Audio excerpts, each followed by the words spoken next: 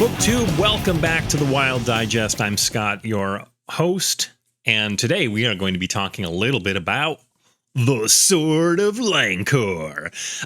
First of all, I want to talk a little bit about how I got into this book, how I discovered this book, and it's a little vague, so come with me. Come with me through the mists of time. No, a couple months back, 2, 3, I don't even remember when it was, I watched a video by Pulp Mortem, Jake at Pulp Mortem, and I swear, I'm pretty sure it was Jake. He showed off this book in his video, and I thought it was just absolutely ridiculous. The cover art was amazing of this cat dude chilling out, and I immediately fell in love with it, and I was like, I don't know, it was stuck in the back of my head. I kept thinking, I have got to track this book down. And fortunately, when I was visiting the Iliad bookshop, I don't know, maybe 2-3 weeks ago, I spotted a copy on the shelf. It was in great shape, and I instantly bought it. It was a must buy.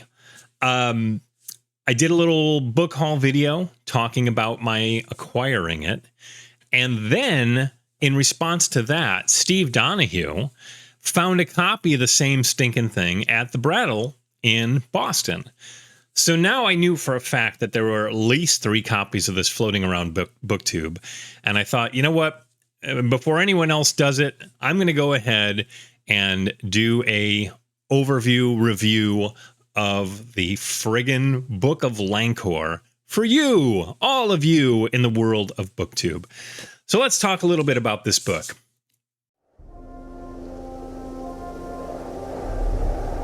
Take one alien planet somewhere in the heart of the Milky Way and very much like Earth.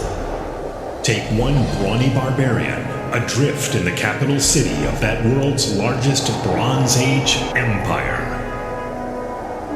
Take one miracle in the form of a golden globe descending from outer space to announce a contest and a quest in the name of the country's chief idol. Mix them all up, and what you get is a terrific science fiction adventure of the Burroughs type. That's the Sword of Lankor.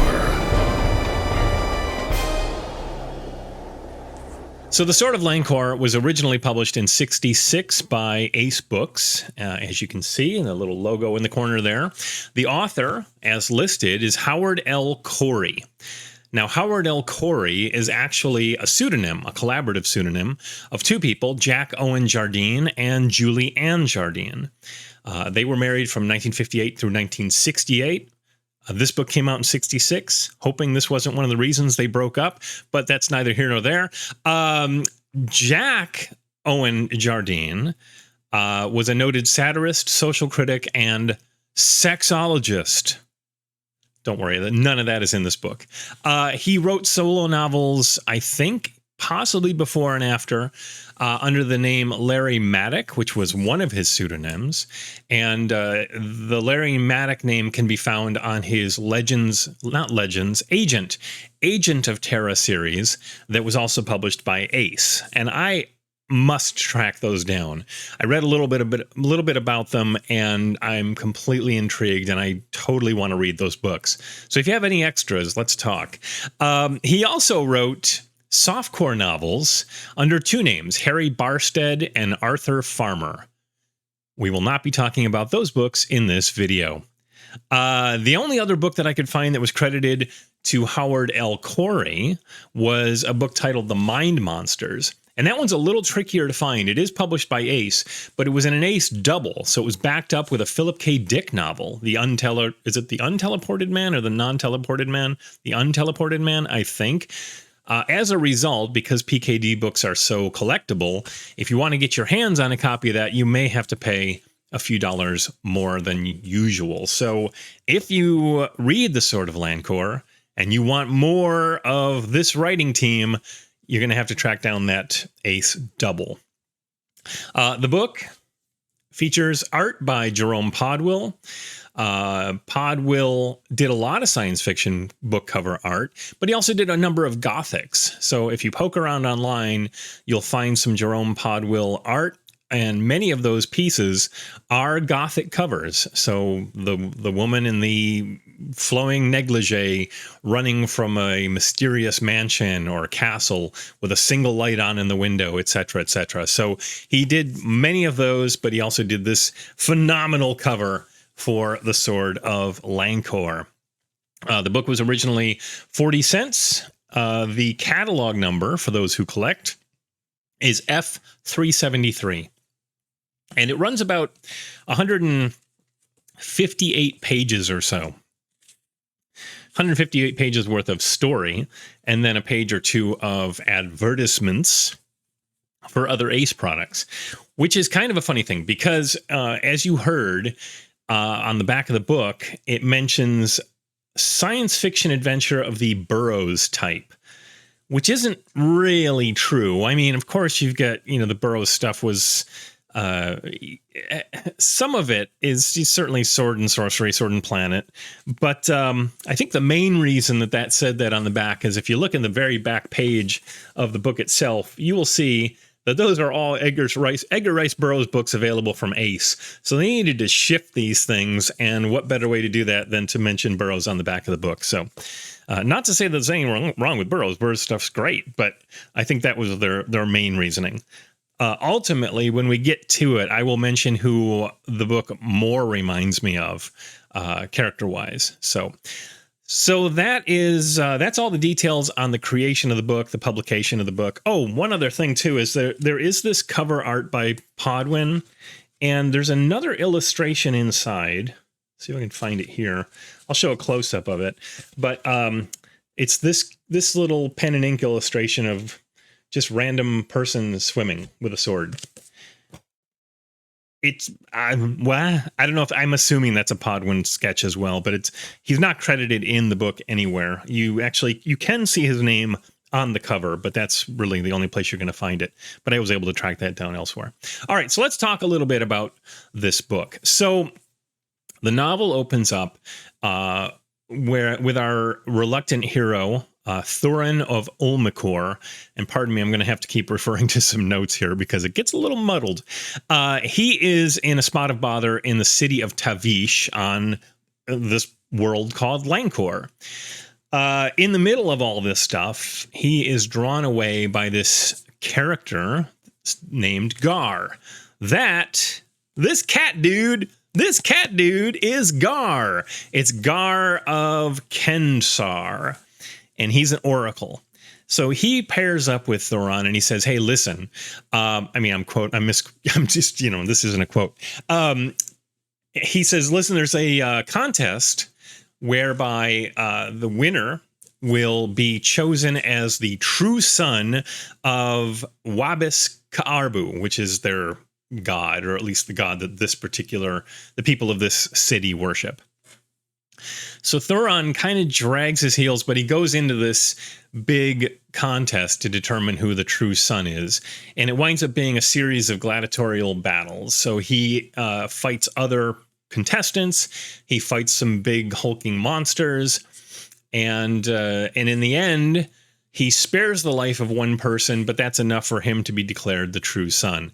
The fights in this sequence are pretty gruesome. So if that's not your cup of tea, I don't know what to say. It's sword and sorcery stuff. So you're going to have to skip that, I guess. But he hacks apart these monsters and other people. Limbs are flying and blood is spraying and all that kind of fun stuff. So he is now the true son. And the king rewards him by setting him up in this beautiful room. I guess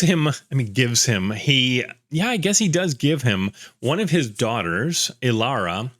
But Ilara is kind of an interesting character. I'll just say that now. And this is probably the input of the co-author, the female co-author of the book.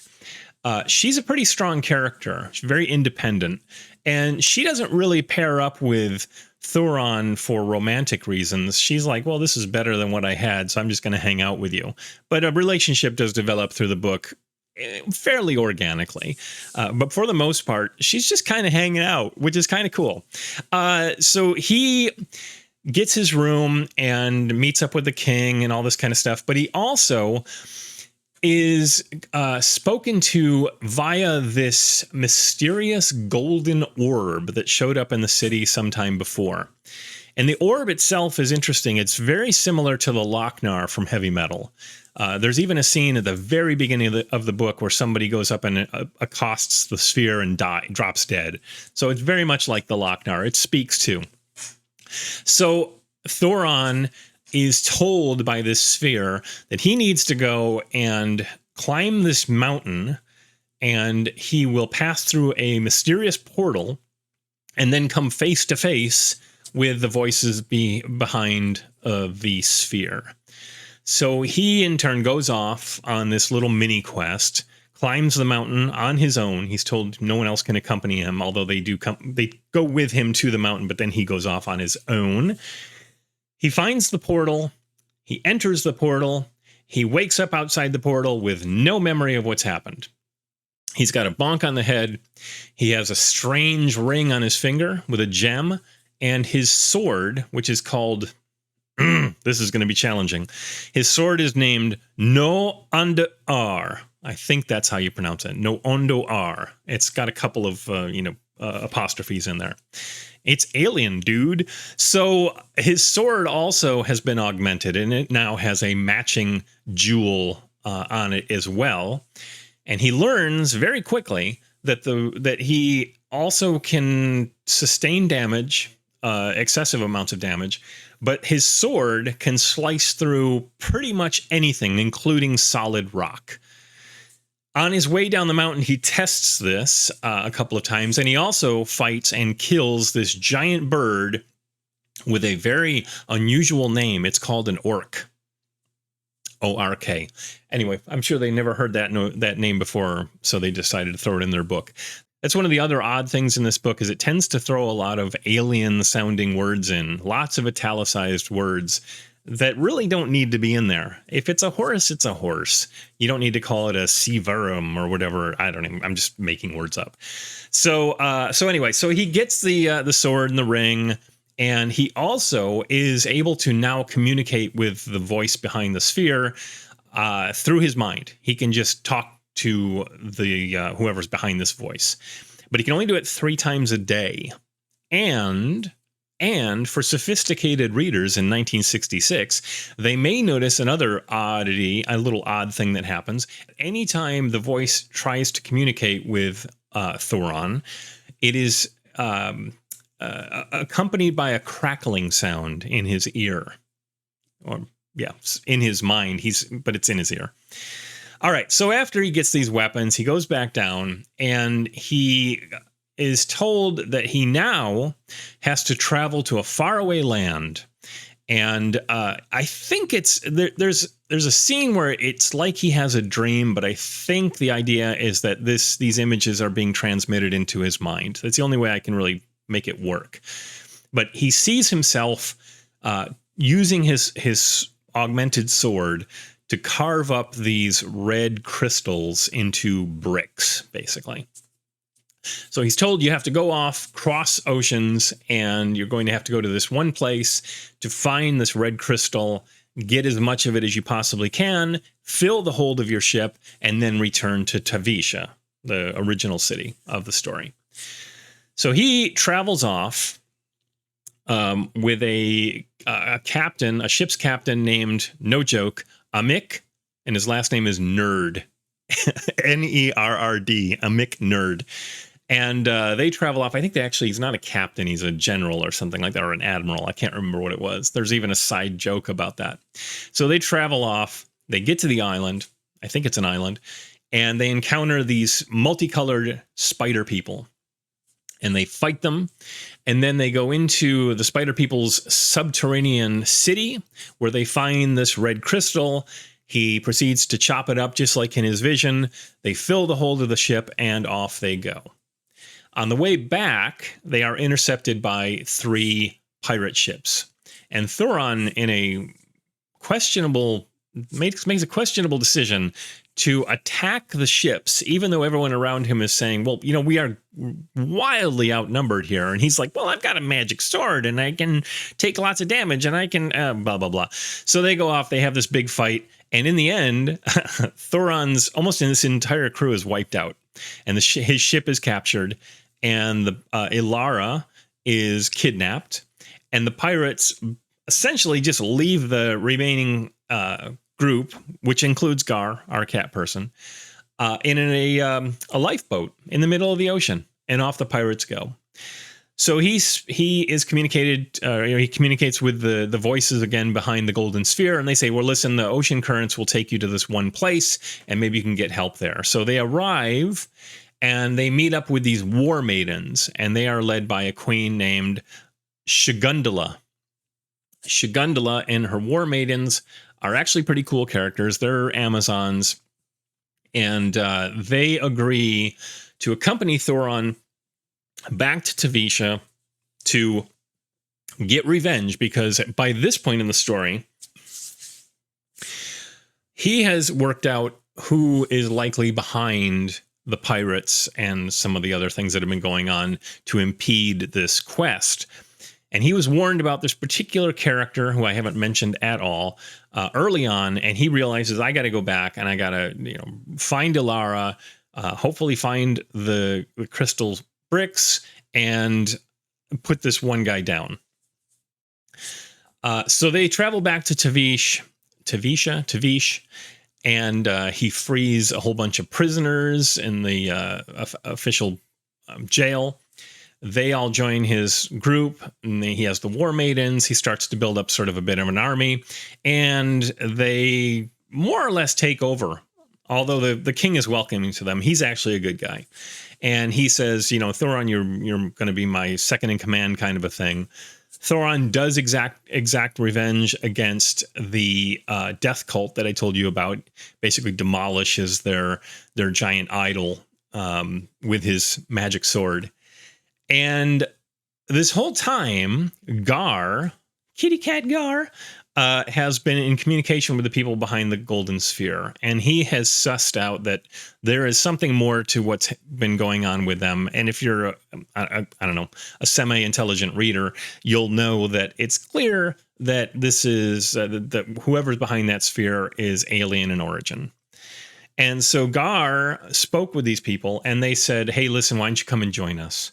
And so Gar resummons a doorway. I guess they just drop a magical doorway again on this tower. They load all the red bricks, crystal bricks, through the door. And then Gar goes in, and the secret behind the voices in the golden sphere are revealed, and his journey goes off. He lives happily ever after. Thoron lives happily ever after. Ilara is fine. One of Thoron's good friends survives. And in a weird way, most of the main characters all do survive just fine, and the bad guys get their comeuppance. And that's pretty much it. That's where it wraps up. Now, I had mentioned early on, because the back of the book mentioned burrows, but I was saying it's not really even remotely burrowsy. I mean, I guess to some extent it is, but if you really want to compare it to anything, it would be more Fafhrd and the Grey Mouser. And the funny part, of course, is that this Thoron, our big guy, he's like Fafhrd. Biggs wields a sword. He's not altogether brilliant. He's smart enough to know what's going on, but he's not a brilliant guy. I think Fafhrd is smarter. And the amusing part, of course, is that Gar is a cat, meaning he is a Grey Mouser. Okay, well, anyway, maybe that's stretching things a little bit too much. So that is the Sword of Lankor. I left a few bits and pieces out, so it's not super spoilery.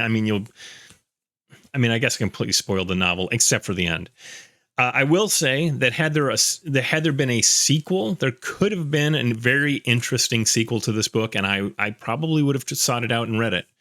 They could have even done a series, and not focused on Thoron. So that is the Sword of Lankor, as I've said. And I have to say, I enjoyed it. I thought it was a lot of fun. It's a quick little read. It's only 158 pages, as I mentioned.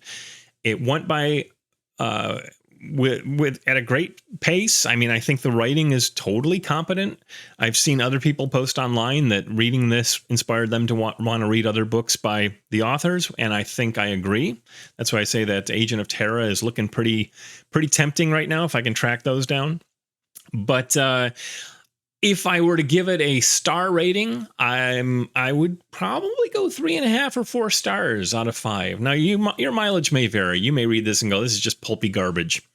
And but sometimes, you know what? I need some pulpy garbage in my life, and this one I think fit the bill extremely well. So I really enjoyed it. I had fun with it. I'm looking forward to reading their other book if I can get that ace double, and we'll see where that goes. But yeah, it's done. I finally read it. I finally reviewed it. And so you don't have to. But I think if you find a copy on the shelf for a couple bucks or $1, go ahead and grab it. Give it a read. I think you'll have fun with it, and you won't regret the purchase. So that's the Sword of Lankor. My summary, my minor review, my criticisms, my backstory. It's all there for you. I probably devoted way too much time and energy to a silly little ace sword and sorcery paperback from the mid-'60s, but what are you going to do? I had fun. So thank you very much for watching again. As always, I will be posting some additional fun stuff coming up, so keep your eyes out for that. Otherwise, enjoy the rest of your day. Thanks for watching, and please like and subscribe if you're not doing that already, and I'll catch you guys later. Thank you very much.